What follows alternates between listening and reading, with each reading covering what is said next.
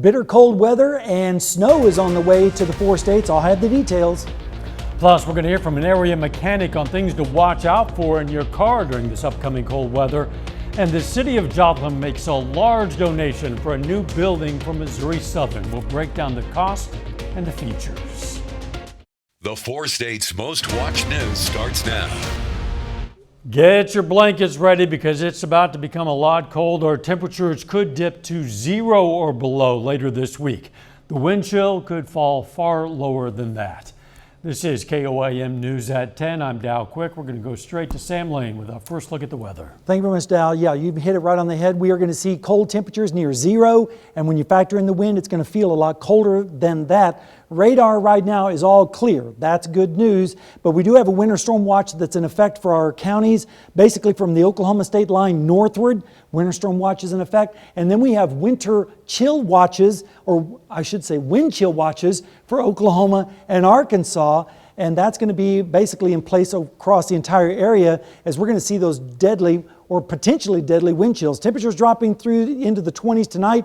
And then as we go through the looking down the lane, we're going to see mild Wednesday, but then the Thursday snow and a bitter cold wave. And yes, even maybe a white Christmas. I'll have the details in a little bit. Missouri Governor Mike Parson has ordered state agencies to prepare for the winter storm and the extreme cold. Parson signed an executive order this afternoon to activate the State Emergency Operations Plan and the Missouri National Guard for response efforts. The order is precautionary to make sure state resources and Guard members are available to help citizens and support authorities. You're going to want to make sure your car is prepared for the severe cold. For example, you should make sure your fluids are replenished in your car. Also, make sure there's adequate tread on your tires. And you should also have a safety kit in the event that your car breaks down. You should remember that various components of the car impact each other. Steering and suspension is a huge thing. So making sure that it's good, because that will also affect your braking and your handling and that kind of thing as well. Your car emergency kit could include such things as extra clothes, blankets, food, water, a flashlight, a shovel, and a phone charger. 3 Rogersville and Springfield, Missouri men have been sentenced in federal court for their roles in a scheme to transport tens of thousands of stolen catalytic converters across state lines as part of a multi-million-dollar business. 25-year-old Evan Marshall gets nearly 6 years in federal prison without parole. 31-year-old Cody Ryder gets nearly 2.5 years in prison. 25-year-old Joseph Davis gets 5 years of probation. You can get a full breakdown of the charges with the KOAM News Now app. A new medical building is coming to MSSU. Joplin will provide $1.5 million to a project by Missouri Southern State University to build a $30 million Health Science Innovation Center on campus. KOAM's Shagun Bamadeli has more. A new Health Science Innovation Center is coming to Missouri Southern. The building is set to transform health science and research in Joplin. The Health Science Innovation Center is a building that's planned on the Missouri Southern campus that would really transform not only our campus, but I think healthcare and health science in the community. The new Health Science Center will expand nursing programs at MSSU and the Joplin community. This building will facilitate growth in our health science programs, and that would include medical and dental students interested in transferring onto KCU. We have a great partnership between Missouri Southern and KCU. So I do think it will help grow the talent in our region in the health sciences. The building will focus on research and innovation, which will be some learning spaces, including a simulation lab, a radiological lab, some research space. We think it will really move us forward in terms of health science on our campus. Speaking to the city manager of Joplin, he tells me how the city managed to assemble funds for the Health Innovation Science Center. The funding for the Health Science Innovation Center is made possible through the city's ARPA grants. The city's been awarded American Rescue Plan Act monies, along with state funds that have been provided through the budget, and Governor Parson. The total project has a cost of around $30 million. The city's contribution will come from those one-time funds, And it really is a great example of partnership at the state and with our local university to help make this project possible. The city manager says he is thankful that the building will boost Joplin's economy. For the leadership at Missouri Southern State University recognizing a need to fill a gap in our talent pipeline, this facility will help students have better opportunities for health careers. And there's certainly a market with our excellent hospital systems that could definitely use more talented and skilled workers. Reporting in Joplin, Shagin Bamdele, KOAM News. The project is expected to start in early 2023, so pretty soon, and be completed in the fall of 2025. A cannabis company in Carthage is preparing for the recreational marijuana to become widespread in Missouri. The Carthage Chamber of Commerce, along with city officials and Blue Sage Cannabis Company, today broke ground on a new building. The new building is in anticipation of growing demand. Coming up, we don't think is going to be enough to meet demand. So currently we run 3 point of sales here. And we can see wait times of 10, 20 minutes on the weekends. So with this new building, it'll be 4,800 square feet. We'll have 8 points of sales, and we'll be able to meet the demand of the adult use population. Blue Sage is Missouri owned and operated. The new location will be near their current smaller location at 2929 The Loop in Carthage. That old location will close. The House Ways and Means Committee has voted to publicly release former President Donald Trump's tax returns. The Democratic-controlled committee received 6 years of the former president's tax returns last month when the Supreme Court declined to block their release to Congress, ending years of legal wrangling. Since then, committee members have been looking at his 2015 to 2020 returns, covering the time he was campaigning and serving in the White House. Every other president since Richard Nixon has voluntarily released their tax returns. Before and during his initial campaign for president, Donald Trump said he wanted to make his tax returns public after completion of a tax audit. Ukrainian President Vladimir Zelensky is reportedly going to be in Washington, D.C. tomorrow. Sources tell CBS News that security preparations are underway for his visit. Reporter Deborah Alfarone has details. CBS News has learned that there are efforts to bring Ukrainian President Volodymyr Zelensky to Washington, D.C., where he will meet with President Biden and deliver an address to Congress Wednesday. It would be the first time the Ukrainian leader has left his country since Russia invaded in February, though the visit could be called off due to security concerns. We need you right now. He spoke to Congress virtually in March to ask for continued U.S. aid. The American people are helping not just Ukraine, but Europe and the world to keep the planet alive. Zelensky is likely to make a similar plea in his in-person speech here on Capitol Hill, as some Republicans have threatened to limit funding when they take control of the House in January.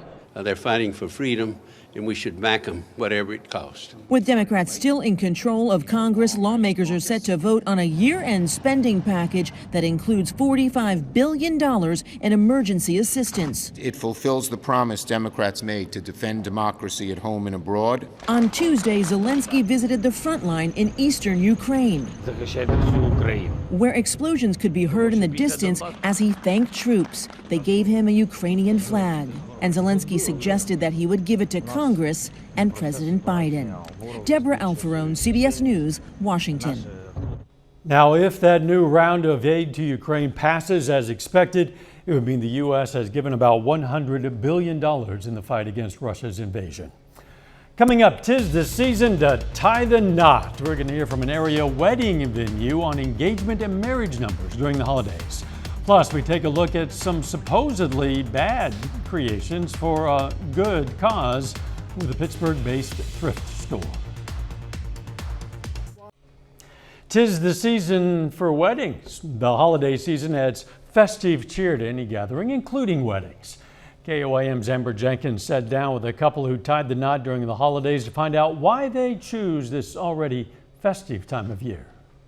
After years together, Mindy and Todd decided to tie the knot a week before Christmas at the venue at 52nd Street in Carthage. I think it turned out. The Christmas setting and everything was more than we were asking for. Very beautiful out here.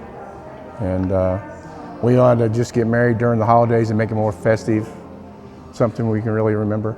As a couple of Christian faith, holiday weddings symbolize not only love, but a new chapter. I do believe God had a big play in this. So, yes, rebirth, new chapter and everything, yes. Bookings for weddings, gatherings, and more increased for the venue at 52nd Street since January of 2021. It was heartbreaking, and a lot of people had to, sit down and take it out, and family was afraid to be, traveling. And since COVID has ended, it has just been booming with people. And if people have already gotten married and had small ceremonies, they're getting a chance and an opportunity to come out, and do it in style and have what they have always dreamed of. The venue at 52nd Street is well versed in holiday gatherings. Yes, we host weddings and other parties and Christmas parties and events throughout the whole month of December. And we have another large wedding here coming up on New Year's Eve too. So we do all the holidays. According to the wedding report, December is the most popular month for wedding proposals. To add to their holiday bliss, Todd popped the question at a Christmas work party. Yeah, at my company Christmas party on Friday night. It was quite the moment. Congratulations to the beautiful couple. Again, that was Amber Jenkins reporting. Well, we love our spouses, but do we love them as much as our pets? What if bad portraits are drawn of them? Well, the Doggy Bag in Pittsburgh hosted their first ever Bad Pet Portraits fundraiser. That's what they call it. The portraits are supposed to be bad, although some of them look okay. Pet owners submitted photos of their beloved pets, and shelter staff, Doggy Bag staff, and board members drew pictures of those pets. It was really special. It's something different for our staff to do because we work constantly with the animals every day, but on that downtime, just to be able to get creative with it, it was really fun for our staff to do because every single staff member did one, from at our shelter, here at the Doggy Bag resale shop, and even some board members did some as well too. In total, they raised more than $250 to go toward animal medical funds. Members of the Joplin Kiwanis Club presented a check today to Children's Haven of Joplin. Children's Haven provides temporary shelter to area kids while their parents resolve a family crisis. The check represented 50% of the proceeds from the Joplin Kiwanis Club golf benefit tournament held in August, which goes a long way with demand of services. We are seeing an increase of kids. We take kids 0 all the way through 17, and we've got a house full for sure. As it gets colder outside, just the need is greater, and just trying to keep kids safe and assist their families. More than $2,000 was presented to Children's Haven of Joplin. A little bit later, the Baxter Springs Lions girls basketball team looks for back-to-back wins. We're going to have the highlights in sports. And I hope you have your Parker ready because you're going to need it over the next few days. We'll have the forecast when we return.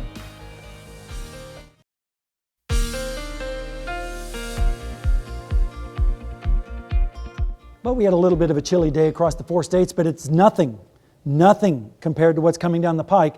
Let's take a look outside right now. It's Indigo Sky Casino and Resort in Seneca, Missouri. Pretty nice night, as well as across the entire 4-state area. This afternoon, we made it up to 37 degrees after starting out at 31, which was a little bit above normal on the low, but the high was 10 degrees below normal. Check out this record back in 1983, that 0-degree reading, and that's what we're going to be seeing as we head towards the forecast, especially on the weekend. Radar is clear, and temperatures are generally in the 20s and 30s right now across our area. 29 in Pittsburgh, also Fort Scott, 27 up in Iola. A little bit warmer down in Bella Vista and Bentonville, where they're currently sitting at 31 degrees. But when you factor in the wind, which is going to be the big story over the next few days, it feels a little bit colder. 15 in Yates Center right now, 16 is what it feels like in Iola, 24 in Commerce, and a little bit warmer down in Anderson, where it currently feels like 22. Here's the winds, and as I said, as the front moves through the area, we're going to see winds around 40 miles per hour, gusting up to 50 at times, and then you combine that with single-digit temperatures. Yeah, it's going to be extremely cold, dangerous cold out there, in fact, and then the winds will start to let up a little bit as we go through time, but they're still going to be in the 30-mile-an-hour range all the way until Friday afternoon, so it's going to be quite chilly across our area. 26 right now in Joplin, 21 is what it feels like because of that northeast wind at 5. The dew point is currently 22 degrees. Rain chances, They're going to be small up until about 4 a.m. on Thursday morning, and then we're going to see our chances increase and a mixture, and then switching quickly over to snow by the time we head into the mid-morning hours, and that's when we expect the snow to start to accumulate across our area. Temperatures tonight are going to be in the mid-20s across our area with easterly winds. Then as we go through the day tomorrow, hopefully a little bit of sunshine, especially down in Oklahoma, and highs will be generally in the 40s and then 30s up to the north with those southerly winds. Then Wednesday night into Thursday morning, that's when the front comes down from the north and west. This is a Siberian Express with temperatures falling into the single digits and even below zero behind it. As it sweeps across the area, we'll see areas of snow spreading across our area with wind chills, like I said, in the negative numbers.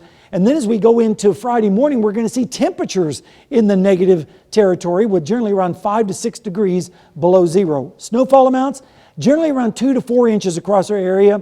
2 inches down to the south, 4 inches to the north, around 3, I think, here in Joplin. But that's going to be blowing snow and reducing visibilities, kind of like a ground blizzard. And then you combine that with these feel-like temperatures. Check this out. Thursday morning, it'll feel like below zero, and then it will definitely feel like below zero with minus teens across our area on Thursday afternoon, and then down into the minus 20s as we move into Friday morning. So dangerous cold out there, and then Friday afternoon recovers a little bit. It'll only feel like it'll be in the -7 range by Friday afternoon. Here's the 7-day forecast if you dare. Tomorrow 44, enjoy that, get out the suntan lotion, and then it bottom falls out as we go into Friday morning -5 and then single digits on Friday afternoon. And then another weak little system might be possible on Monday, but a temperature of 35 degrees. And then if we extend it out, a heat wave, 55 degrees, Dal, by the time next Friday rolls around. Yeah. Look at that difference. -5 to 55 in a week. That's weather in the four That's states. the four what that states, is. yep. Thanks, Sam. Still ahead, a former Pitt State All-American is off to an impressive start to his career in the NFL. And the Baxter Springs Lions wrap up their 2022 schedule in a CNC showdown with Galena. Jacob Leonard has that and more up next.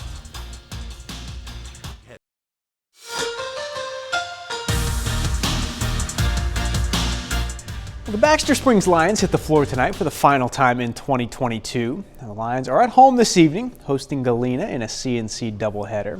On the girls' side, Baxter Springs tries for back-to-back wins, while the Bulldogs aim to avoid a third straight loss. A late third quarter, Mia Sarwinski steals it, goes the other way, all the way in for the lay-in and the foul.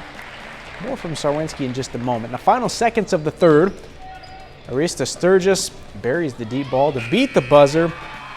Galena in control going to the fourth. Now final quarter, Micah Adams working inside for Baxter Springs. Off the window for two, but Galena rolled all night. Back to Mia Sarwinski. Nails the three off the handoff. Sarwinski 31 points tonight. The Galena girls get it done over Baxter Springs 59-24. On the boys' side, good one tonight. 8th-ranked Galena 5-0 facing the Lions, who are 5-1 overall this season. Peyton Gaines really feeling it early for Baxter Springs. 3 from the wing for Gaines, then moments later, ball bounces right to him. He's open again for 3. Lions up 1. 22 points tonight for Gaines. But on the other end, Jack Perry was a monster in the first quarter for Galena. Floats and gets it to go on the break. Then Perry from the left side for 3. Finally, opposite corner for 3. Jack Perry, 14 points in the first quarter alone for the Bulldogs, finished with 19. Into the second now, the big man Tyler Little steps out for 3.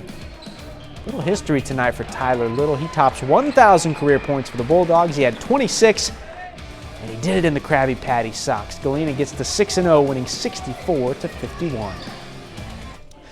The Missouri Southern women are still in the top 10 in the national rankings, but they have slipped a few spots. The Lions are number 9 in the latest WBCA poll released today, falling 6 spots from number 3 with last week's loss to Central Missouri. Missouri Southern is 11-1 this season, including 4-1 in the MIAA. They'll be back in action on December 30th at home against Illinois Springfield. Well, former Pittsburgh State All-American Dallas Flowers is off to a nice start to his pro career with the Indianapolis Colts. Now, Flowers has made some big plays in the return game, averaging 34 yards per kick return in 13 tries. Now, he talked yesterday about getting off to a solid start and making plays for his team early in his career. I definitely appreciate the opportunity. A lot of people probably don't even know this, but like I was the number 2 returner coming out the draft. So, I mean, me personally, like some people may be surprised in my play, but I knew this the whole time. I was just blessed to get my opportunity and just take off from there. I've been returning since Little League, like punt returner, kick return. I've been doing it like literally my whole life. So, I mean, it's pretty much second nature to me. I'm just blessed to have the support and the chance and opportunity to get this. And I've been having a lot of good blocks from my teammates. So just making the best out of my opportunities. He said a lot of people were surprised to see what he's doing. Nobody that saw him play at Pittsburgh State is surprised to see what he's doing. And apparently Dallas Flowers himself was not surprised. We'll be right back. Take some time now to honor a local veteran. Richard Smith served in the U.S. Army from 1944 to 46. The Joplin native was stationed in Austria, and we're proud to salute Richard Smith, a 4-state hero. Hope you enjoyed the relative warmth today and will again tomorrow, because it's going to be dropping radically after that. Radically after that, exactly. We're about 36 hours away from a winter blast, with temperatures dropping down to -5 by Friday morning, single digits for the highs, and then cold right on through Christmas, and then a weak little system maybe on Monday. But look at that. It gets balmy around here by the time we get to next Friday with a high of 55, so at least we have something to look forward to. Yes, indeed. Final sports notes. We had Pittsburgh State head coach Brian Wright in studio earlier today to talk about the season and a bunch of other things. You can check out our extended interview Saturday night. Very good. Thanks for joining us. We're going to leave you with video of a Christmas lights display in Pittsburgh. Be careful out there, and let's make it a great tomorrow.